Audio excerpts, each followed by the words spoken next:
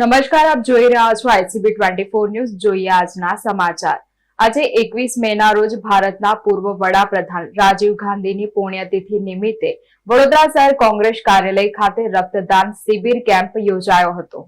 આજે 21 મે એટલે ભારતના પૂર્વ વડાપ્રધાન રાજીવ ગાંધીની પુણ્યતિથિ. આજના દિવસને સમગ્ર દેશમાં રાષ્ટ્રીય આતંકવાદ વિરોધી દિવસ તરીકે મનાવવામાં આવે છે. વર્ષ 1991માં આજના જ દિવસે તમિલનાડુના શ્રી પેરુમુદ્દુરમાં એક ચૂંટણી પ્રચાર દરમિયાન આત્મઘાતી આતંકવાદી હુમલામાં રાજીવ ગાંધીએ દેશ કાજે પોતાનું બલિદાન આપ્યું હતું. માત્ર 40 વર્ષની નાની ઉંમરે ભારતના સૌથી યુવા વડાપ્રધાન બનનાર રાજીવ ગાંધીને ભારતમાં કોમ્પ્યુટર અને ટેલિકોમ્યુનિકેશન ક્રાંતિના જનક માનવામાં આવે છે. 21મી સદીના આધુનિક ભારતના નિર્માણ માટે અને યુવાનોને મતાધિકારની ઉંમર 21 થી ઘટાડીને 18 વર્ષ કરવા જેવા ઐતિહાસિક નિર્ણયો માટે તેમને હંમેશા યાદ રાખવામાં આવશે. તેમને મરણોત્તર ભારતના સર્વોચ્ચ નાગરિક સન્માન ભારત રત્નથી નવાજવામાં આવ્યા હતા. ત્યારે સ્વર્ગસ્થ રાજીવ ગાંધીના પુણ્યતિથિ નિમિત્તે વડોદરા શહેર કોંગ્રેસ સમિતિ કાર્યાલય ખાતે રક્તદાન શિબિર કેમ્પનું આયોજન કરવામાં આવ્યું હતું.